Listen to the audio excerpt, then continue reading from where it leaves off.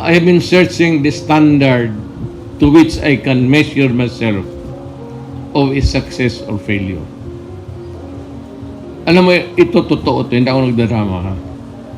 Just before you enter my subdivision, there's a karinderya in the corner. Minsan na umaga na ako umuwi. So, I took time to stop and had breakfast with my security people. At kumakain ako, yung naman namang lumalabas sa subdivision, naglalakad. So, binabati ko lang. May isang truck na punong-puno ng trabahante. Nagbati sa akin, so nag-slow down sila.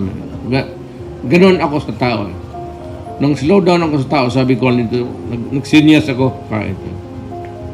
Alam mo, nagbabaan sila at pumasok. Sabi ko, halika, so na yung karinderya na puno. Maliit lang eh. Nakikita ninyo yan pag pumunta kayo sa Davao. So, kumakain kami. Sabi ko, mamili na. Karinderya eh.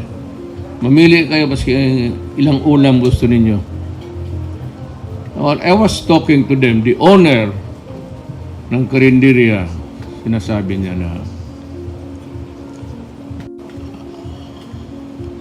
itong mga tao na ito, katrabaho doon sa yung mga bahay na ginagawa, pagka lunchtime pupunta sa kanya, binibigyan niya na ng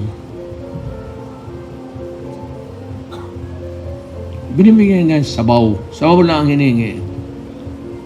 Sabi niya sa kanya, yung dinadagdagan niya yung anong niluluto niya, ay kung nilagang baka, dinadamihan niya yung sabaw because yung workers every lunchtime pumunta doon, humihingi ng sabaw lang.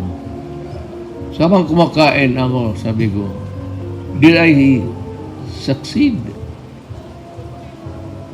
Or was I a failure? Anong sabi ng yung may-ari? Alam mo, Mayor, kasi kumain talaga ng husto. Sabi niya yung laborer, the average laborer na mga construction, dito sa Davao, sa yung subdivision, hindi naman siguro totoo, o baka there's an average there. Sabi niya, itong mga tao na ito, Mayor, umaalis ng bahayan, kape lang, with an empty stomach. At kung may baon sila, yun ang lunchtime nila. Minsan, gulay lang, nakikita niya, tapos naghingi ng sabaw na.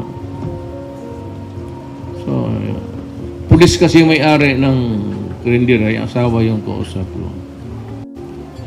Sabi sa tingin ko,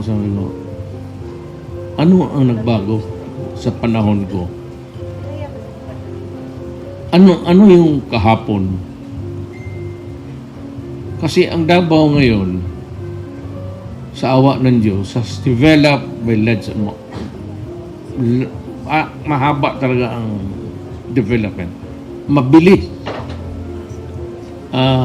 And to think that when I started as mayor, magulo ang Davao noon. It was a very troubled land.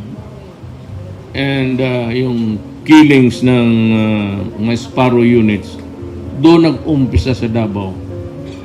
Ayan si Gerla Peña, who was there all around. Every day, nawawalaan siya ng, kami, either police o sundalo, on the average, 2, dyan 3, 4. So it was a troubled land and it's really be crazy to be there.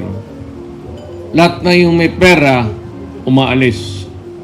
Except yung sila mga Florendo, kasi yung ano nila nakatutok doon sa lupa di Ninita Bantaison.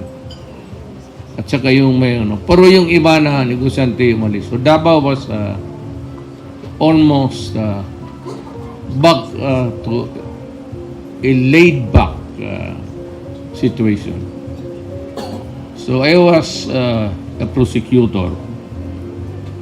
At yan ang misteryo talaga.